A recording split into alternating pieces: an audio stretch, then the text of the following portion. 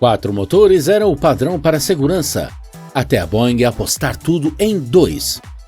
Mas aqui está o que ninguém conta sobre o 737. Ele começou como um jato regional que hoje cruza oceanos. Quase 60 anos de produção contínua, mais de 12 mil entregues.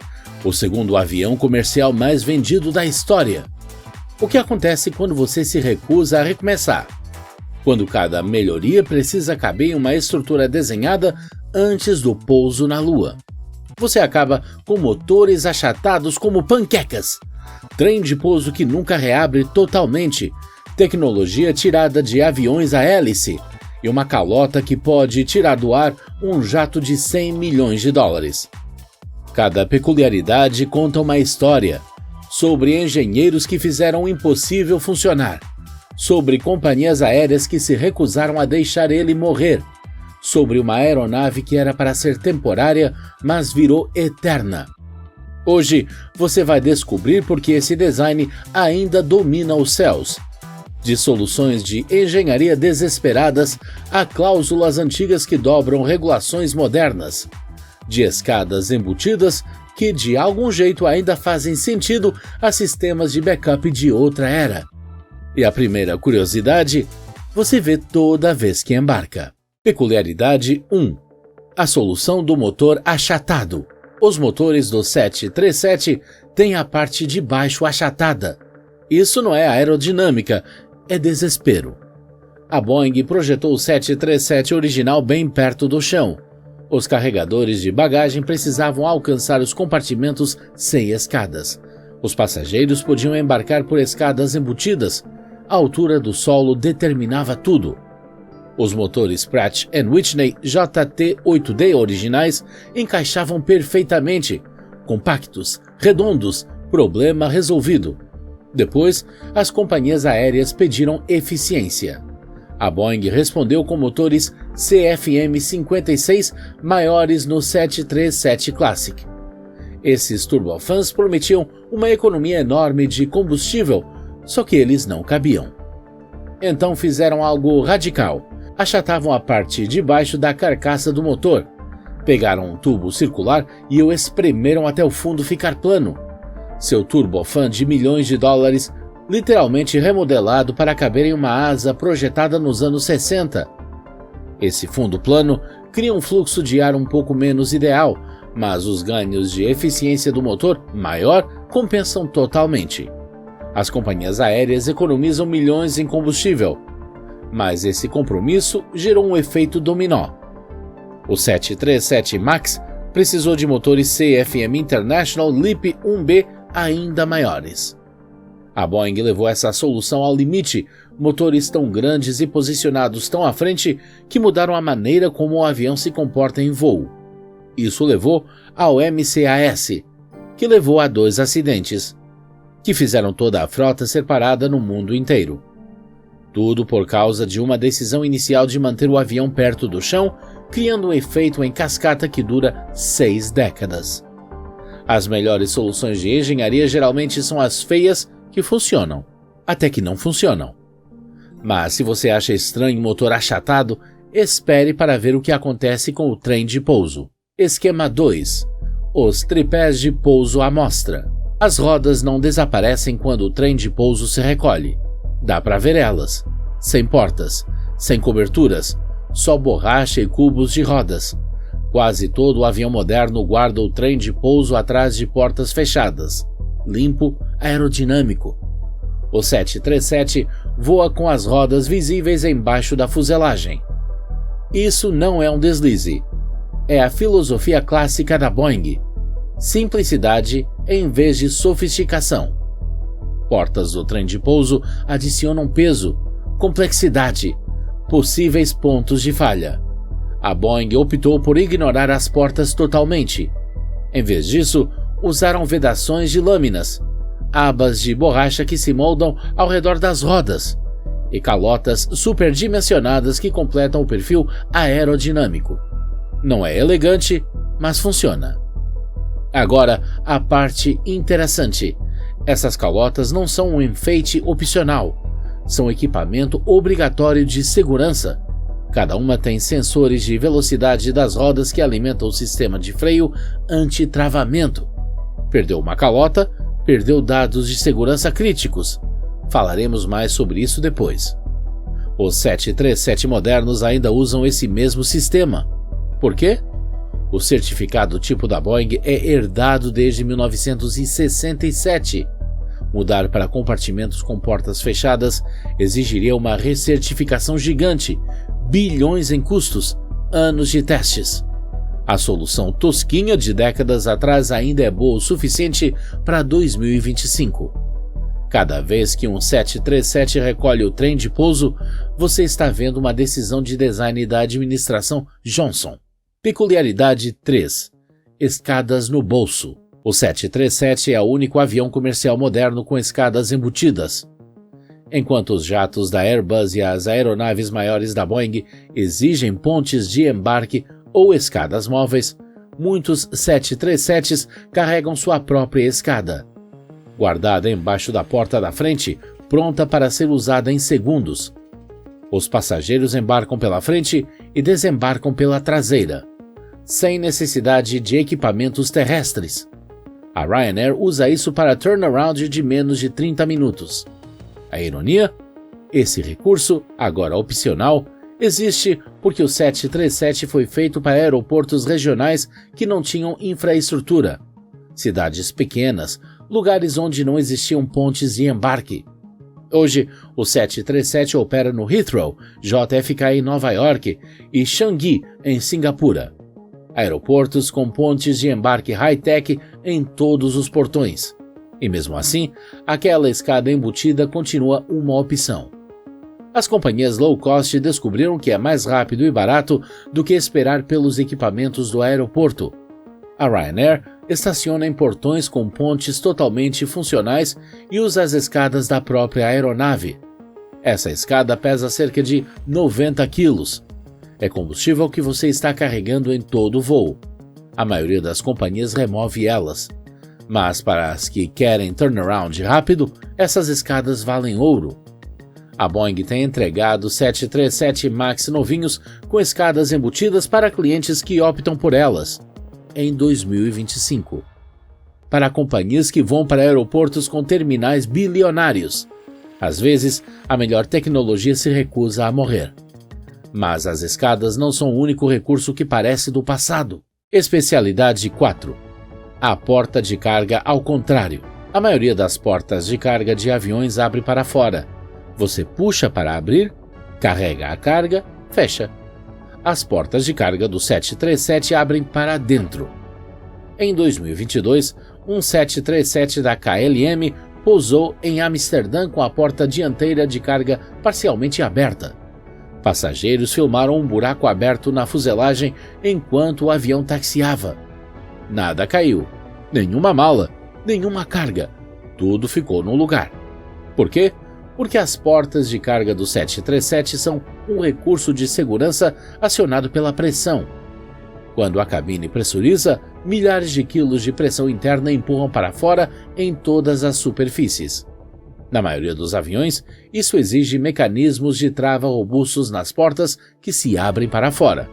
Se essas travas falham, a porta pode explodir para fora de forma catastrófica. As portas que abrem para dentro do 737 usam a pressão da cabine como trava extra. Mesmo que as travas mecânicas falhem, a pressão mantém a porta fechada. A porta literalmente não pode abrir durante o voo pressurizado. Só abre quando a pressão cai, como depois do pouso. No caso da KLM, as travas da porta falharam antes da decolagem. A pressão da cabine a manteve fechada durante o voo. Só na descida, com a pressão igualada, o vento empurrou a porta aberta para dentro. A desvantagem? Os carregadores de carga não conseguem aproveitar todo o espaço. O movimento para dentro ocupa lugar. Mas para a segurança, genial! Uma solução antiga que usa a física como sistema de backup. A Boeing nunca divulga isso. A maioria dos passageiros nem imagina. Mas é uma das razões pelas quais falhas nas portas de carga do 737 nunca causaram acidentes catastróficos em voo. Os melhores sistemas de segurança são aqueles que você nunca percebe. Peculiaridade 5. Ajuda de memória baixa tecnologia. O manche do piloto do 737 tem 3 rodas numeradas giratórias. Parece coisa de submarino dos anos 40, totalmente mecânico, sem eletrônica. É um indicador de voo. Os pilotos ainda usam. Uma tripulação pode operar 6 voos diferentes em um dia. Newark para Chicago, Chicago para Denver, Denver para Phoenix. À tarde é fácil esquecer qual voo você está pilotando. Quando a torre chama, você precisa responder na hora. United 2847, vire à esquerda rumo 270. Esse breve momento de hesitação pode causar confusão. Então os pilotos ajustam as 3 rodas para o número do voo atual. Sempre ali, sempre visível, sem precisar passar por menus. Aeronaves modernas mostram o número do voo em telas de vidro, mas telas podem falhar. Podem mostrar outras páginas, precisam de energia. Aquelas 3 rodas funcionam com ou sem energia, visíveis no canto do olho, nunca precisam de atualização ou reinício. A Boeing incluiu isso desde o primeiro dia e nunca tirou. Foi do 737-100 original até o 737 MAX, mais de meio século em uso contínuo. Num tempo de telas sensíveis ao toque e inteligência artificial, o cockpit do 737 tem um aparelho que não destoaria em um bombardeiro da Segunda Guerra. E funciona melhor que qualquer app que exista. Mas aqui que as coisas ficam realmente old school. Característica 6. O jato que pensa que é um Cessna. O 737 é um dos últimos jatos em produção que você pode pilotar com as mãos nuas, igualzinho a um Cessna ou a um DC-3. Perder a hidráulica geralmente significa que seu dia está muito ruim. Mesmo assim, ainda dá para voar no 737, por pouco. O 737 tem capacidade de reversão manual. Se todos os sistemas hidráulicos falharem, os pilotos conseguem controlar o profundor e os ailerons usando força muscular pura por meio de cabos mecânicos. Os cabos de controle vão do manche por todo o avião até as superfícies de comando de voo. Normalmente, o input desses cabos vai para atuadores hidráulicos que fazem todo o trabalho pesado. Mas, escondidos nessa ligação, existem mecanismos de travamento.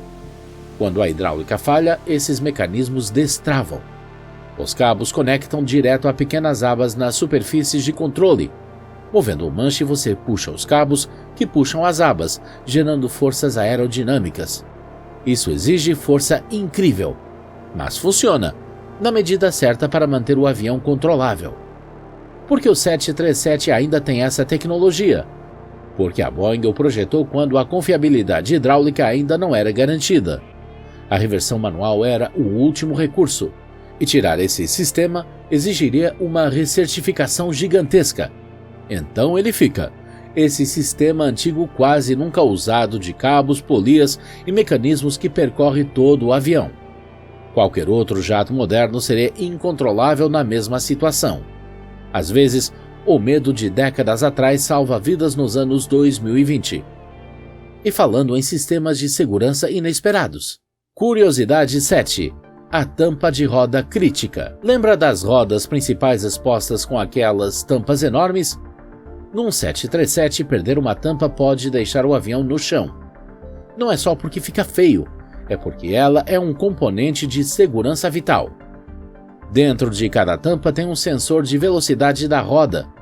Conforme a roda gira, o sensor gera sinais elétricos proporcionais à velocidade de rotação. Esses dados alimentam o sistema antibloqueio dos freios. O sistema antibloqueio precisa saber exatamente a velocidade de cada roda. Na hora de pousar e frear, se uma roda começa a travar, o sistema reduz a pressão naquele freio. Sem dados da velocidade da roda, sem proteção antibloqueio. As regras proíbem operar um 737 sem um antibloqueio funcionando. É obrigatório. Então, se uma tampa cai durante o táxi, o avião não pode decolar. O pessoal de solo precisa achar a tampa perdida ou instalar uma substituta. A Boeing podia ter colocado esses sensores em outro lugar, dentro do compartimento da roda, no eixo, em qualquer lugar protegido. Mas não fizeram, porque nos anos 60 a solução era integrar o sensor na tampa aerodinâmica, 2 em 1. 60 anos depois, o 737 MAX ainda usa tampas quase idênticas com sensores integrados. E funciona. Imagine uma falha num sensor escondido que só você percebe ao tentar parar numa pista molhada. As tampas das rodas do 737 são componentes críticos para o voo. Esquema 8. Tubos pitot em lugares inusitados. A maioria das aeronaves tem tubos pitot no nariz. Medem a velocidade do ar onde o fluxo é mais limpo. O 737 também tem tubos pitot no nariz, mas ele tem 2 a mais em um lugar estranho, no estabilizador vertical. Por que medir a velocidade do ar ali atrás? Não é isso que acontece. Eles não são para os pilotos, são para o sistema de sensação do leme. Os elevadores do 737 são hidráulicos. Sem um sistema artificial de sensação, o manche se moveria sem resistência. Os pilotos não saberiam quanta força estão exercendo. Então a Boeing instalou uma unidade para sensação e centralização dos elevadores. Esse computador calcula a resistência que o manche deve oferecer considerando a velocidade do ar e a posição do estabilizador. Voando rápido, força pesada no controle. Voando devagar, força mais leve. Mas usar os tubos pitot do nariz daria leituras erradas em ângulos de ataque altos, como decolagem ou pouso. O nariz está para cima e o tubo pitot não fica voltado para o ar limpo. Solução: montar tubos pitot exclusivos no estabilizador vertical, onde o fluxo do ar permanece constante, independente da altitude da aeronave. Esses tubos atrás alimentam o computador de sensação. Eles existem só para fazer o manche ter a sensação correta. É uma sofisticação invisível, um sistema que funciona perfeitamente e que os pilotos nem pensam. Até que ele falhe. Aí a força no controle fica errada. Muito leve em alta velocidade, muito pesada em baixa velocidade. A maioria dos passageiros passa pelo estabilizador, embarca e nunca nota as pequenas sondas no estabilizador vertical. Mas sem elas, pilotar um 737 seria como jogar videogame, leve demais, desconectado e perigoso. Peculiaridade 9. A evolução das ponteiras de asa. As pontas das asas do 737 mostram décadas de evolução. Nos primeiros 737 não tinha nada, apenas pontas de asa retas, eficientes para a época.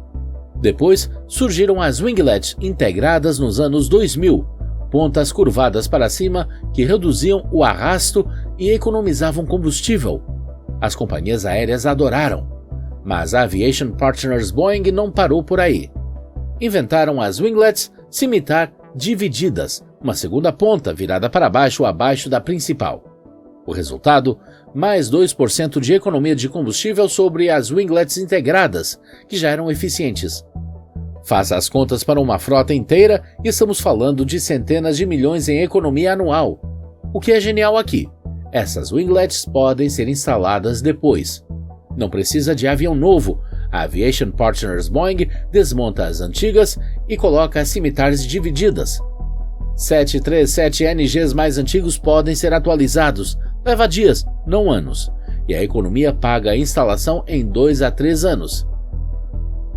O 737 MAX foi além com as Advanced Technology Winglets, o design split tip otimizado da Boeing com revestimentos que melhoram o fluxo laminar. Winglets integradas e scimitar, agora só no retrofit. Por que isso importa? Porque o design do 737 é tão antigo que a Boeing precisou extrair eficiência de todo jeito. Eles não podem redesenhar a fuselagem nem a asa, isso é código antigo travado há décadas.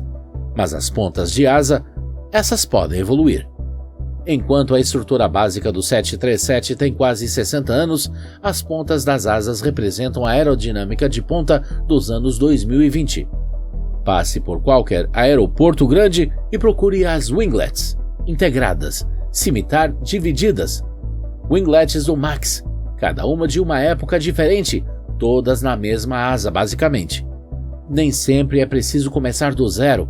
Às vezes só é preciso melhorar o que já funciona, mas tem uma última peculiaridade que conecta tudo isso. Especialidade 10. A cláusula de antecedência. O 737 não precisa seguir as regras modernas. Ele está avô-legalizado.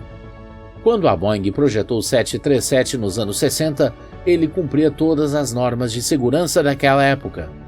E mesmo com as melhorias e modernizações ao longo de 6 décadas, nunca precisou se recertificar totalmente segundo os padrões atuais.